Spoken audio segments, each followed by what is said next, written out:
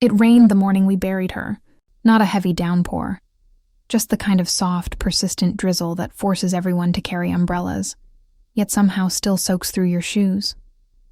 The kind of rain that feels personal, like the sky knew what kind of day it was.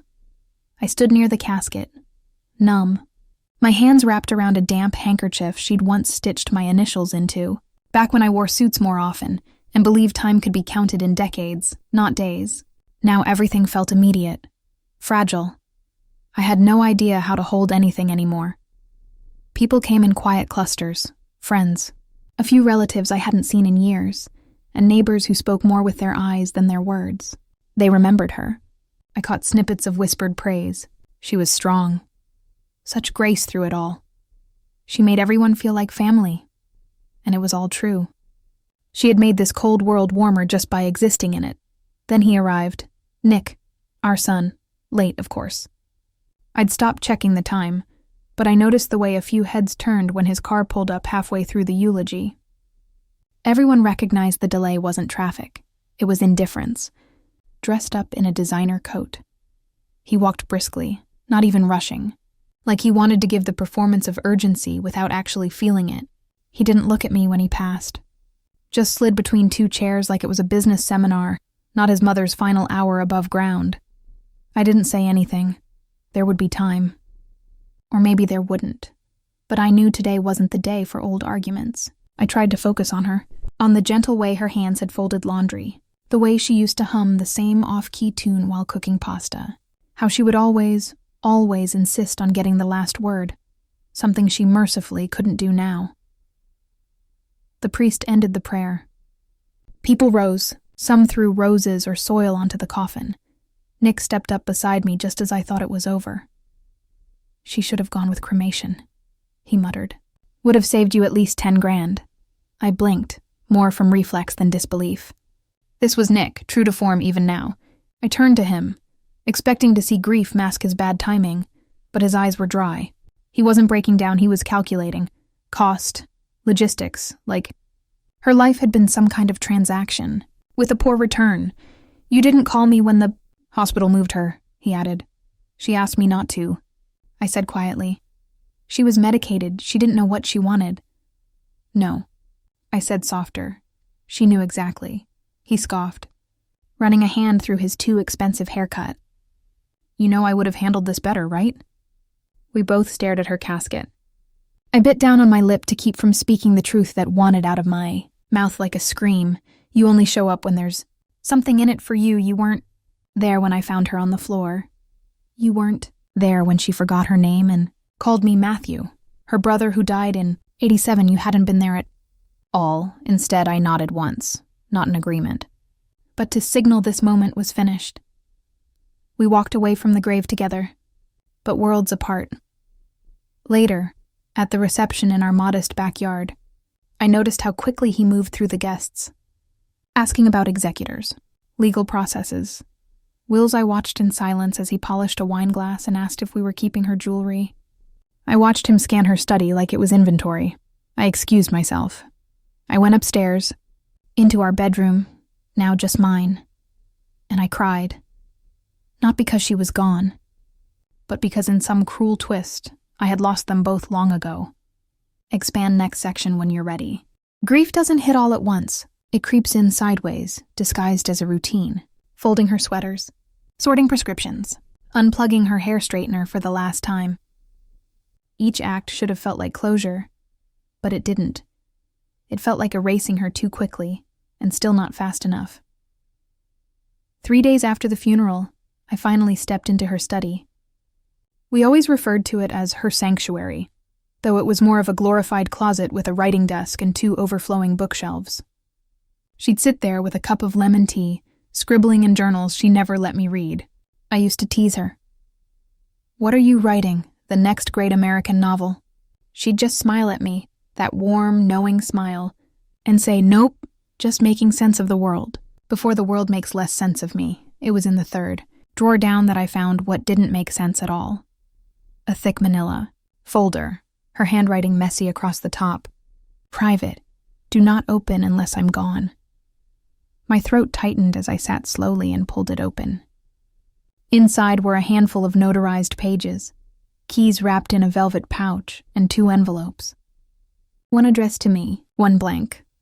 I read hers first. It was dated 2 years ago. She'd already been sick back then, though we were still hoping it was treatable.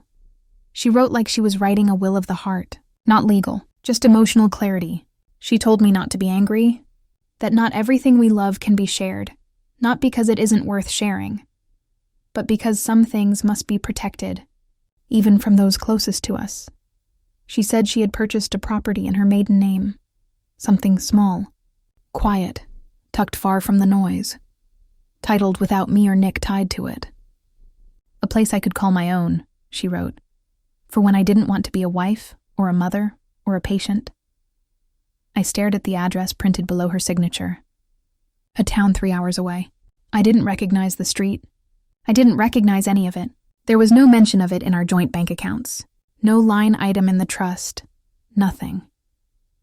For a brief, irrational moment, I felt betrayed. We never lied to each other. But then, even as the sting rose in me, her words began to land. Not everything needs to be shared. Not everything we hide is done in malice. Could I really fault her for keeping a part of herself untouched? After all, hadn't she always given everything else? I leaned back, staring at the envelope addressed to no one. It likely belonged to Nick, but I didn't open it. Not yet. The real estate documents were real. The deed in her maiden name, cash bought, no mortgage, hand-signed. She must have squirreled away bits of her inheritance from her parents before we merged our finances. It was genius in a way, hidden in plain sight. She must have planned this for years. And still, she never told me. I wasn't angry. I was sobered. There was so much about her still unfolding even after death. This wasn't just about property. It was an entirely separate life. A quiet one, maybe even a free one.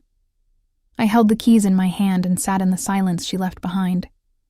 Heavy silence, but not hollow. It felt like a message. Not a secret kept from me, but one kept for her.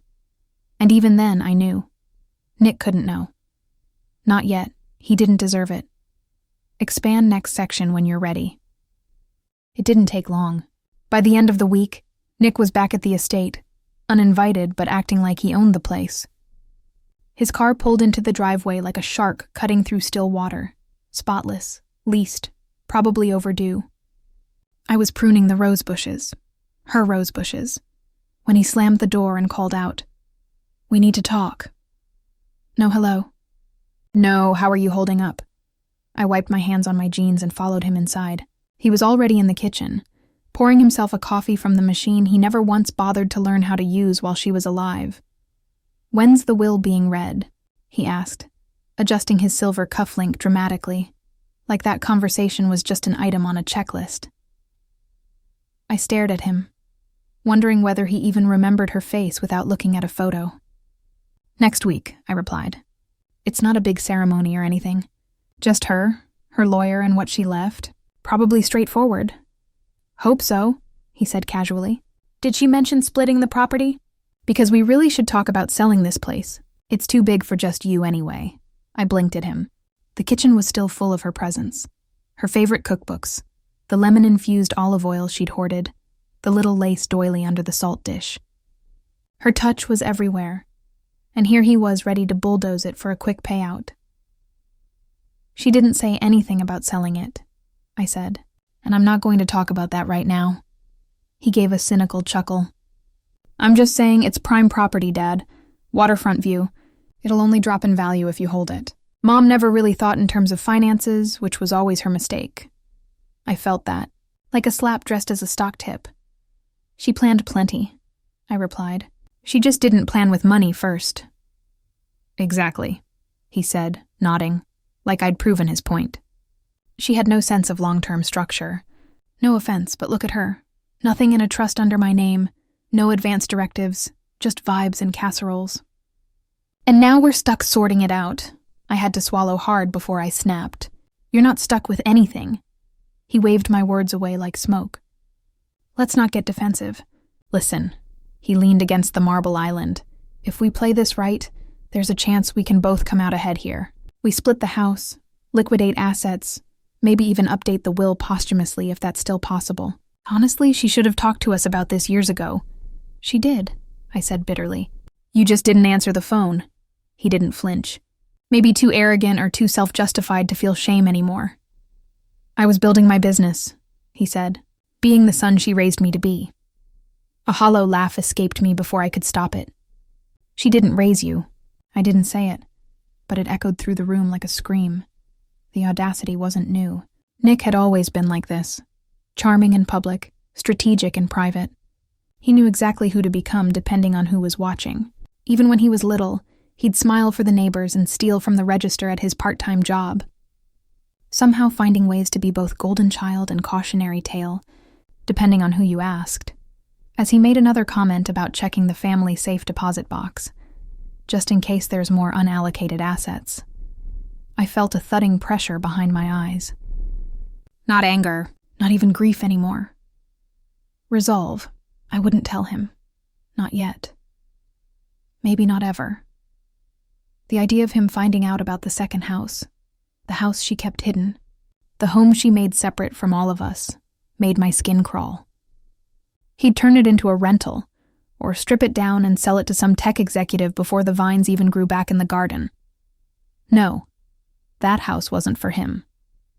She made that decision already, and I was going to honor it, whether he liked it or not.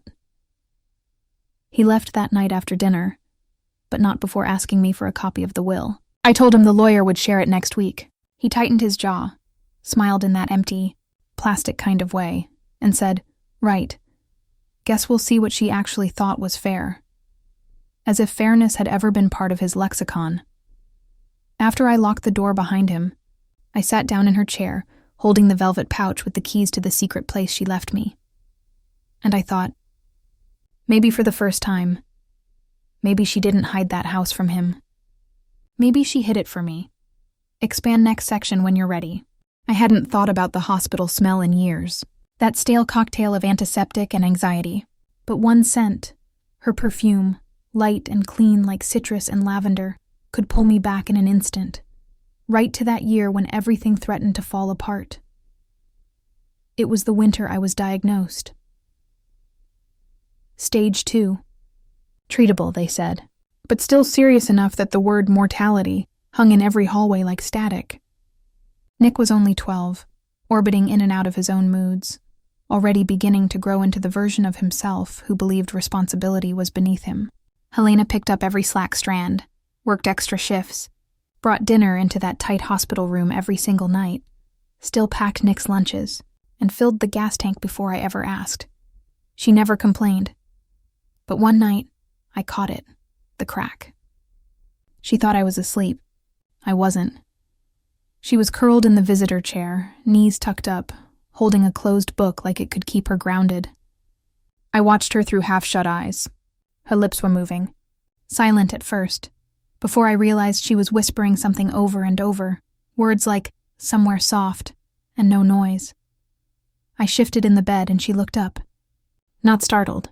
"Just tired. You awake?" she asked softly, barely. "Come here," I murmured. She stood, crossed the room and sat on the edge of my bed like it was her duty to hold broken things close. "Rough day?" I asked. She gave a small laugh out her nose. They're all starting to feel the same.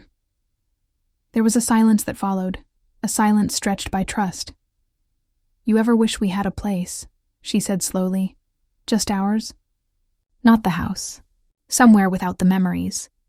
Where phones didn't ring, where Nick didn't slam doors, where doctors didn't say terrifying things in polite voices." I blinked up at her. "Like a cabin in the woods?" She smiled. "Maybe, or a little house by the sea.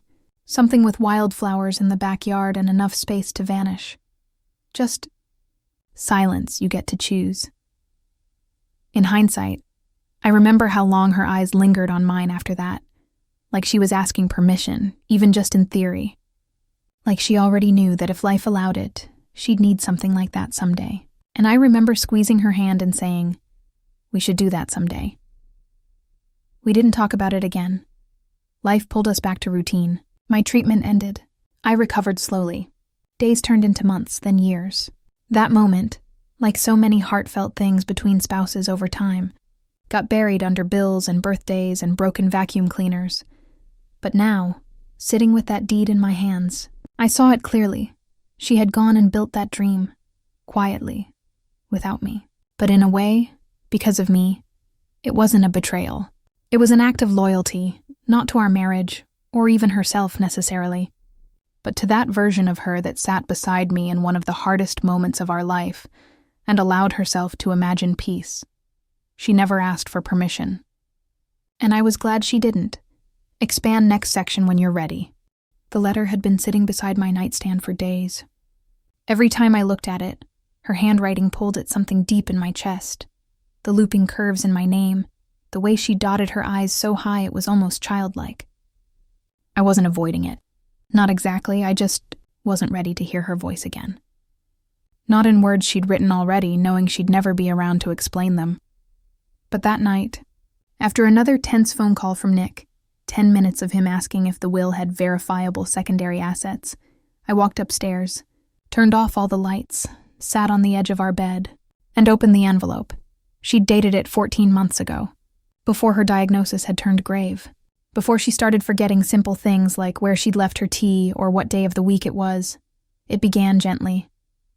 My love, if you're reading this, then I'm afraid my timing was never perfect after all. Just that sentence hit hard. I kept going. You always told me I was too generous, that I gave pieces of myself away to everyone who needed warmth. And you were right. I never knew how to stop nurturing things, even when they grew thorny. Even when it left me bleeding. But I also needed something of my own. Not because I didn't trust you, but because I needed a part of myself that hadn't been mother, wife, caretaker, or cancer patient. Just me. So I bought it quietly, not to hide from you, but to keep something sacred, a feeling, a space, a breath. I paused. The print blurred, tears forcing themselves forward. She continued. About Nicholas. I hope, by the time you read this, that something changed between you two, that he matured, or maybe softened, or that I was wrong, and he loved more than he showed. But I couldn't risk it. I had to make peace with this. If you passed first, if I were standing at your funeral, instead of you at mine, he would not hold what we built with the reverence it deserves. He would gut this house, liquidate the memories, and call it practical. So I made a decision. I left something unsaid. I made something mine because I was afraid he'd ruin it. There it was, not bitterness. Not even blame, just fear wrapped in loyalty, a soft preemptive defense against a son she never stopped loving but didn't fully trust. And yet, I heard no cruelty in her words, just quiet sadness. A reluctant acknowledgement that sometimes love doesn't repair what time and neglect harden. I clutched the letter tighter, my eyes searching every sentence as if it held permission for silence, for keeping the house hidden, for not telling him anything. In her final paragraph, she returned to me. I'm sorry I didn't tell you. Maybe I should have. But then again, you would have said it was okay to share it with him. And maybe that would have made me love you even more, and broken my heart all the same. Forgive me if you can. Trust me if you will. Visit the place sometime, alone first. Find the crooked tree in the back and read under it. I hope you'll feel me there. I folded the letter gently, slid it back into its envelope, and tucked it back into the drawer where I'd found it. She hadn't written it in resentment. She'd written it so I would know why. So I wouldn't wonder.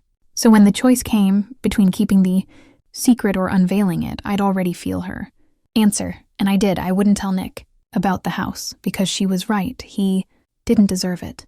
And more than that, he'd never understand. Expand next section when you're ready. Before her death, Nick visited maybe twice a year, usually around Christmas and tax season. Now, he was stopping by every other day, slipping inside without knocking, wandering from room to room like a building inspector. He'd open cabinet doors, take inventory of the silverware, stare at the framed art like it might be worth auctioning. Just trying to stay on top of what needs to be categorized, he said one afternoon, stepping out of her sewing room with a legal pad that wasn't his. Categorized, I repeated, watching him flip through wide-eyed inventory he clearly didn't even understand. He nodded absently. Personal property disclosures, fair market value, that kind of thing. I wanted to scream. Instead, I sat still, hands folded, watching him like I used to watch strangers approach Helena at parties with fake smiles and shallow compliments. I recognized the hunger behind his charm. It wasn't grief, it was strategy. "You're not the executor, Nick. The lawyer will handle that," I said quietly. "I know," he replied too quickly. "But come on, you know how this stuff goes. Executors get, 5% of the estate by default? And with everything in flux, it doesn't hurt to be informed. Transparent."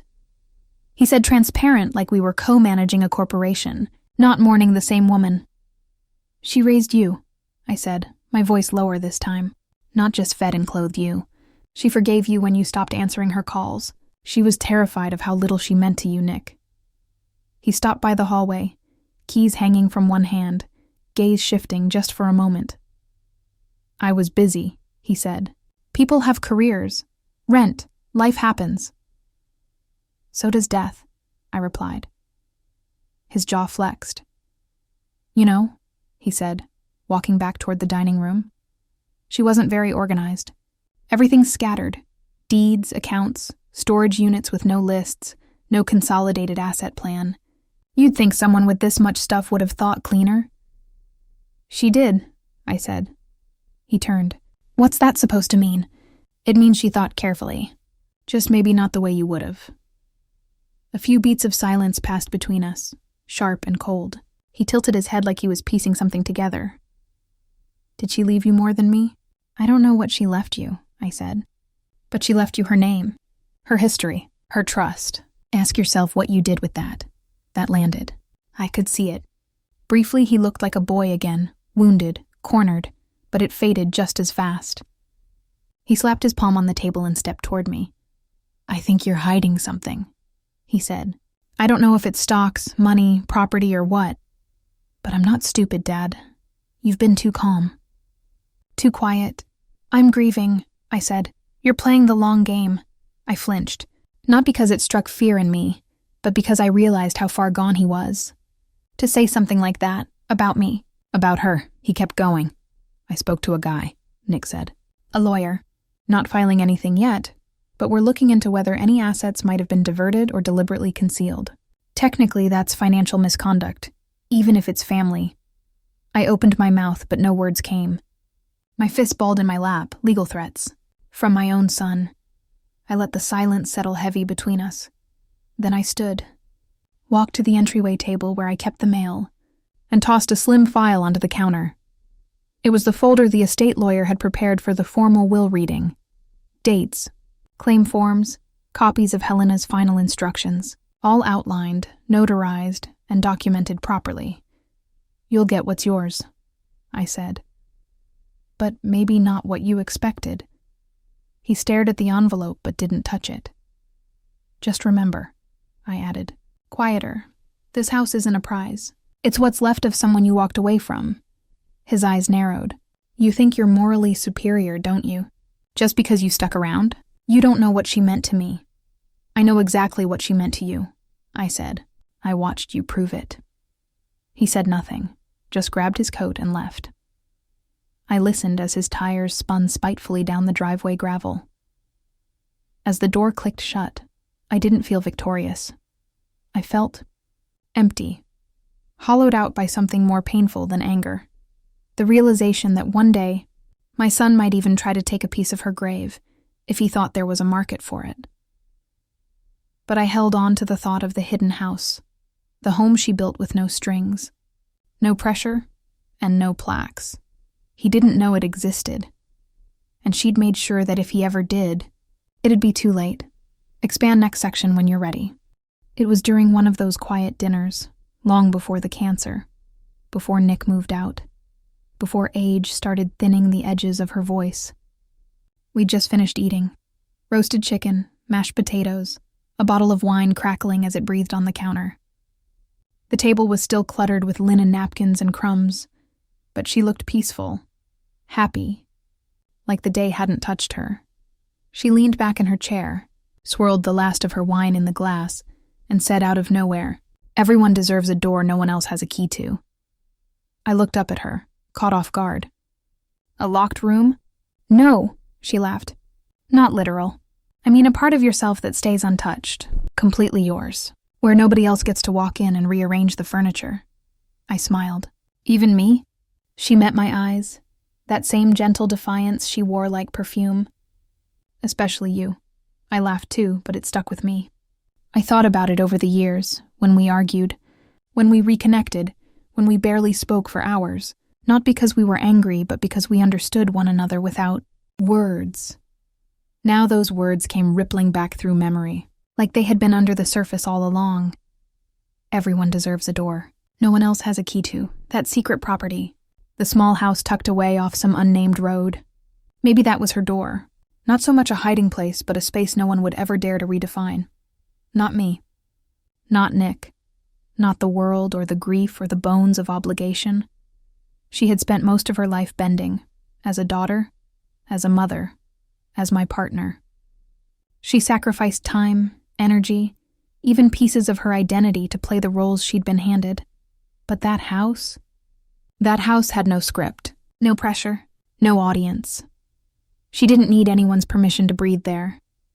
I could almost see her walking barefoot across the hardwood floors, a diary under one arm and tea cooling on the windowsill, free from the weight of last names and titles. No negotiating with our son's moods. No disappointments to soften.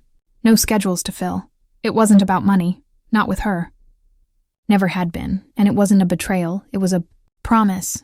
She'd once told me she didn't want to disappear into anyone's version of her life except her own, that house, that other. Life wasn't something stolen from us. It was something she protected for herself. And now, in her absence, it felt like the last gift she ever gave me. A reminder that being a family didn't mean losing yourself.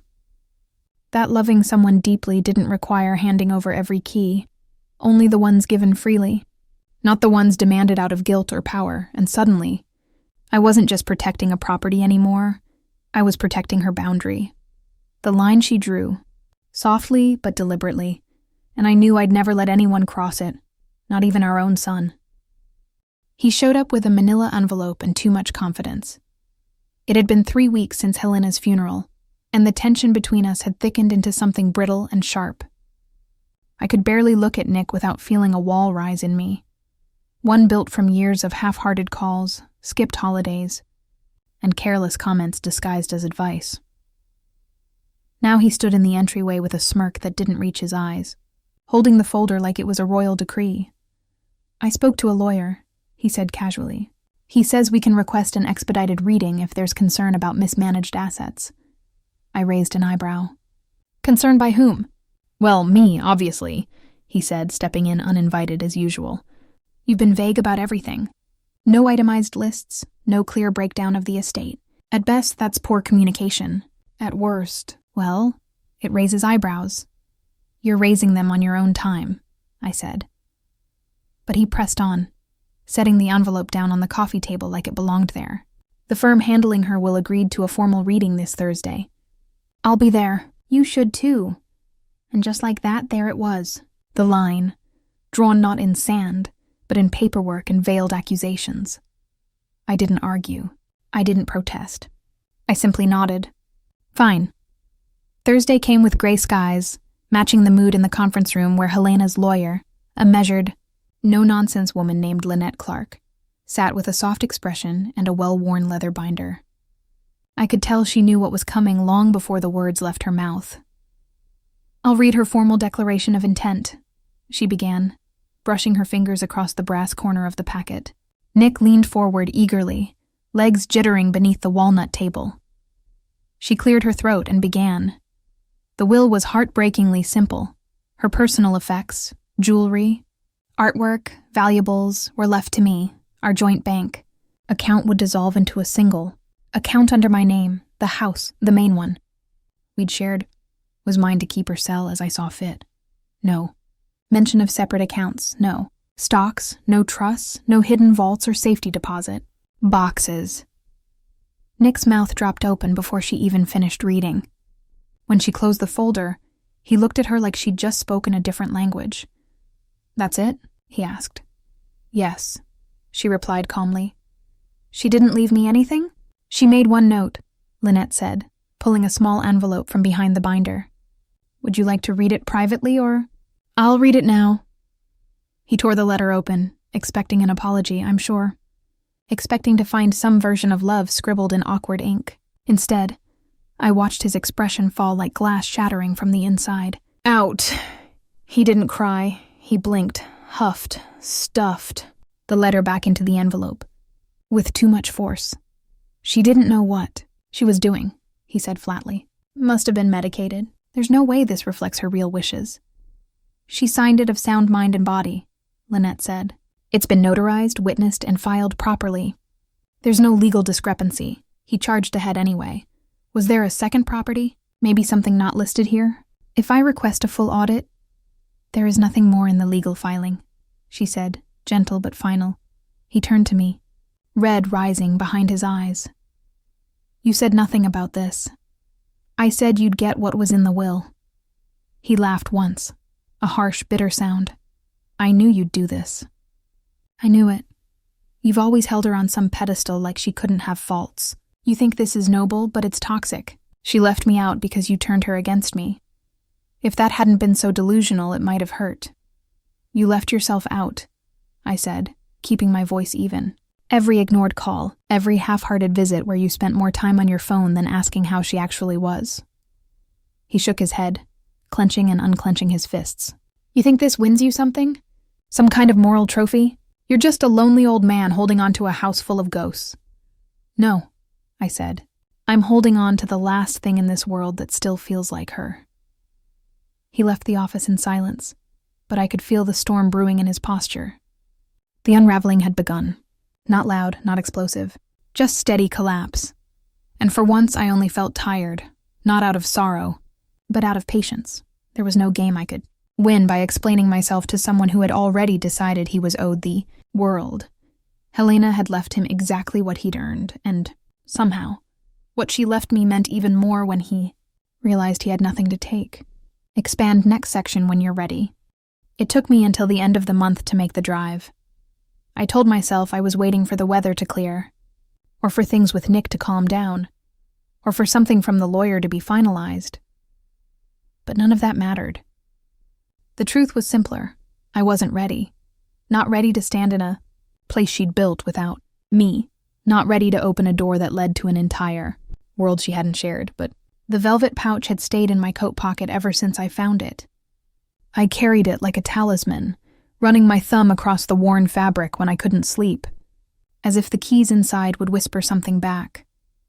A week after that final will meeting, with Nick temporarily quiet, licking his wounds in silence, I finally got in the car and drove the 3 hours upstate to the address printed in the letter. I nearly missed the turnoff. The driveway was unmarked, nestled between 2 trees with low-hanging branches and no mailbox. Helena would have loved that, the privacy. The hidden path like something out of a novel. When I pulled up, it took my breath away. It was exactly as she'd described all those years ago in that hospital room, half lit by sterile lights and half dreaming aloud against my shoulder. A small 1-story cottage with light blue shutters and stone steps leading to a door painted the color of sea glass. Ivy curled around the porch columns. The grass hadn't been mowed. Wildflowers bloomed without discipline at the sides of the house, untamed, unapologetic. Her kind of beauty. I stood at the foot of the porch before using the key. The door creaked open softly, like it had been waiting. It smelled like books and cedar and the faintest touch of lemon and silence, but the good kind. The sacred kind you don't want to disturb. The furniture was simple. A small beige couch, a rocking chair by the window, a woven rug that still held pieces of dead leaves she must have tracked in. In the corner sat a piano. Her piano. She hadn't touched it in years at home, said her hands had grown too stiff. But here it was, perfectly tuned, with a stack of sheet music beside it. I didn't know whether to smile or fall apart. Room by room, it became more surreal. Cream-colored curtains. Framed black and white photos of places I'd never been. Maybe ones she dreamed about visiting. A mug on the kitchen counter, clean but clearly used. A cardigan folded neatly on the arm of the recliner. It didn't feel abandoned. It felt lived in, loved, sanctified. In the back, I saw the garden she always described. It wasn't manicured and it was wild. A tangle of lavender, lemon balm, daisies breaking free from carefully drawn borders. And in the back corner, under the oak tree, was a chair. Just one. It all made sense. This wasn't somewhere she ever meant to share. Not as a gathering place or a legacy or an inheritance. This was where she came to be only herself. And standing in the doorway, I finally wept. Not the polite, practiced crying you do when people hug you and say, "She's in a better place." No. I wept like something in my ribs had cracked open. I cried for her private ache and for the quiet joy she must have found here. I cried for all the evenings she sat watching the sunset alone when I was too caught up in work or Nick's chaos to notice she needed space. I cried because she had loved us deeply, but also enough to draw a line around part of herself and say, This is mine alone. And the tears didn't feel bitter. They felt clean. And when the sun began to dip behind the trees, I didn't want to leave. Helena had never asked to be remembered in any grand way. No engraved plaques or big, boastful declarations. She left behind this house like a whisper. Soft. Unclaimed. And now, even more than before, I was certain I would never sell it. Not for money, not for negotiation, not for Nick, not for anyone. This wasn't part of the estate. It was part of her, and I would protect it like I had failed to protect the rest of her peace when she was alive. Expand next section when you're ready. It was only a matter of time. I don't know how the mail got mixed up. Maybe it was a slip by the bank, or maybe the estate attorney accidentally linked the wrong forwarding address. But 3 weeks after I'd visited Helena's house for the third peaceful time and finally felt like I could breathe again, there was a knock at the door. It echoed. Not sharp or urgent, but heavy. I stood in the hallway and didn't move at first. I knew just from the sound. Second knock. Louder. I opened it slowly. There he was. Nick. Hair ruffled like he hadn't slept. Eyes bloodshot, jaw tense, holding a crumpled envelope with the address printed neatly in black ink, postmarked 3 days ago. "You lied to me," he said, voice low, shaking. "You said there was nothing else?" I didn't answer right away. I just stepped back from the doorway and let him see it. The inside of the house, just as Helena left it, plants still blooming on the windowsills, sunlight pooling on the floor, peace hanging in the air like the scent of lemon oil. He looked past me, scanned the space greedily, his eyes catching on the piano, the shelves, the backseat view of the untouched garden beyond the dining room windows. "This is hers," he muttered. "This is all hers," I nodded. "Was? You concealed property," he snapped. "That's fraud.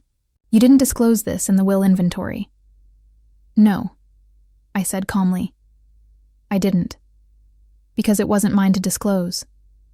I turned and walked toward the kitchen, leaving the door open behind me. He followed. Of course he did.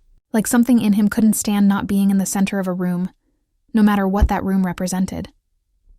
"She built this," he continued, pacing now, rage bubbling just beneath confusion. "And you kept it quiet? You let me sit through that awful reading and act like she left nothing else? Do you have any idea what I could have done with this place? With this land?" "That's the point," I said, turning slowly.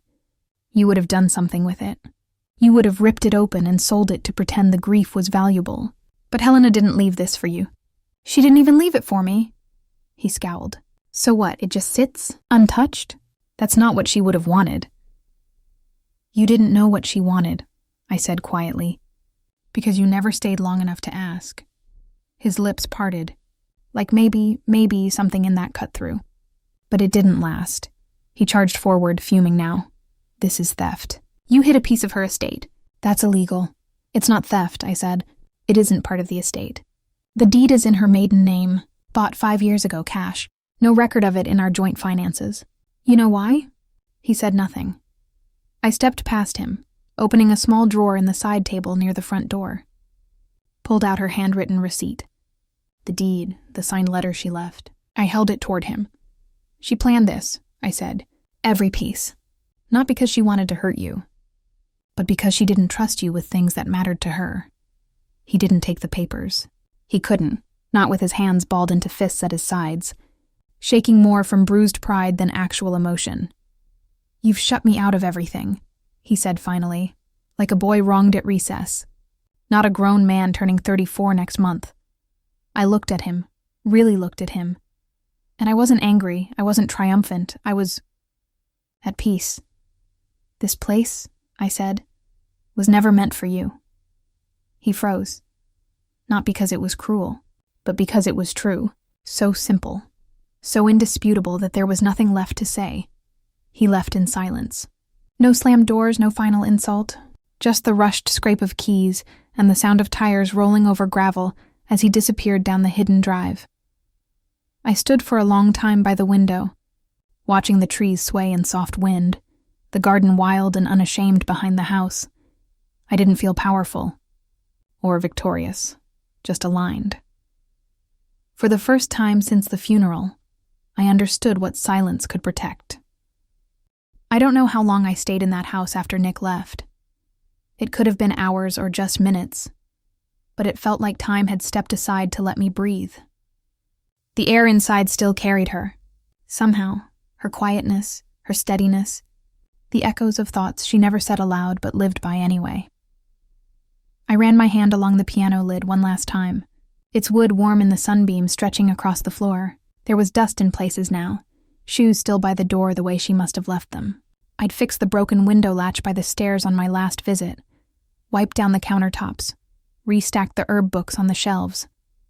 And now it felt done, not empty, just complete closure. I think isn't always a grand finale. Sometimes it's just knowing you honored someone the way they'd never ask to be honored, quietly, completely. Stood at the center of the room holding the velvet pouch, the one with the keys I never used without whispering thank you under my breath. In my other hand was the letter, hers, the original one, the one that explained why, the one that reminded me that love, real love, doesn't always mean inclusion. Sometimes it means distance, protection, the sacred holding of something apart. I walked to the low side table in the corner, opened the leather-lined drawer, and placed them both inside. The key. The letter.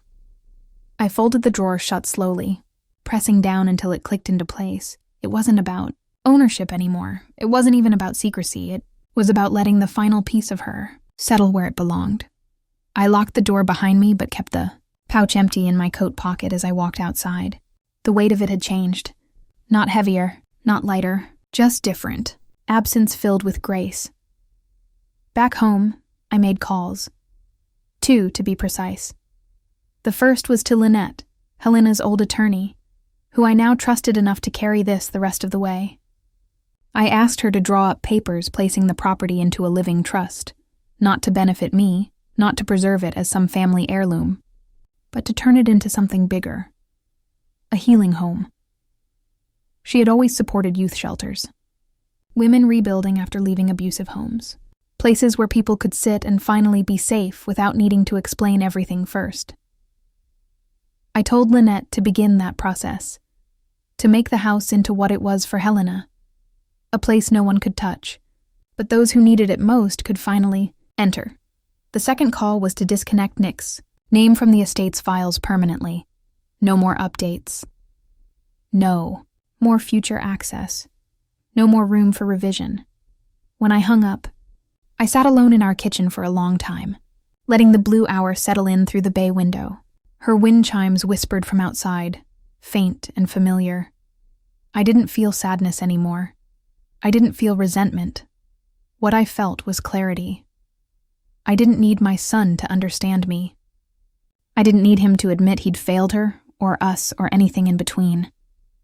Understanding and forgiveness live on separate timelines, and I finally stopped trying to sync them up. Some people reach the shore. Others choose to keep swimming out to sea, and some of us just let go. That was my final lesson, and hers too. The silence didn't last, of course.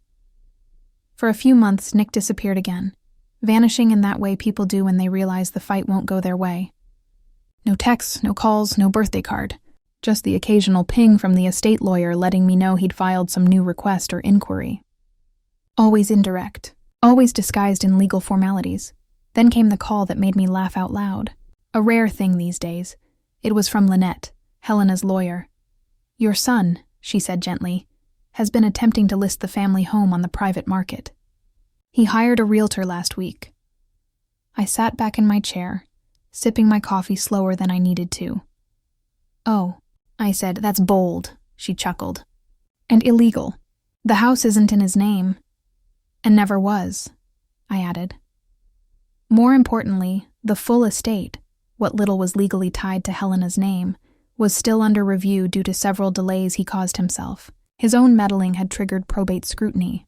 And now, the system he tried to manipulate was the very thing trapping him. Poetic. Really, Nick didn't take it well. 2 weeks later, we stood across from each other in a small courtroom while he tried to argue lack of transparency and manipulative gatekeeping, terms he clearly picked off a forum or from a lawyer who charged too much and cared too little. "Was denied crucial information," he said, standing before the judge in a suit too sharp for the weather, his tone polished but slippery. "My father acted unilaterally. He concealed properties." "Do you have evidence of a concealed property?" the judge asked plainly. Nick stumbled. "There was a second address, but it was never part of the inventory." He admitted it to me. "Second-hand admission is not evidence," the judge cut off. "Do you have legal documents connecting that property to the estate?" Nick's lawyer fumbled through paperwork with no real weight behind it. Lynette stood calmly and handed the judge a single printed sheet, the deed, showing Helena purchased the second house in her maiden name, prior to her illness, without joint funds, no connection to the estate. Crystal clear, and then she handed over something else, the nonprofit trust paperwork, filed and finalized, protected under a separate entity, unchallengeable by family members. The judge flipped through it slowly, then looked up at Nick. "Your mother established this trust privately. It is outside the jurisdiction of this hearing." Nick's jaw tightened, but he tried again, desperate. "He manipulated her," he said, turning to me. "He convinced her to keep things from me." That was the moment, the one I'll remember. The judge lowered her glasses slightly and said, "Mr. Collins, it appears your mother intentionally designed her end-of-life arrangements without your involvement. That is not manipulation. That's free will." Nick didn't say anything, just slumped back into his chair like someone finally told him a truth he'd spent years avoiding. The court ruled I retained all rights to the estate property, and the attempted sale was null. Lynette rested her hand lightly on my shoulder as we walked out. "I hope that gave you some peace," she said. "It did," I told her. "But not the way you think. It wasn't the ruling, or the irony, or the way Nick's voice cracked when he realized this time. Charm wouldn't save him. It was realizing Helena saw all of this coming, and still made space for her own peace, knowing we couldn't force others to change, but we could refuse to be undone by their refusal. She didn't need revenge. She trusted life, and the law, to handle that part.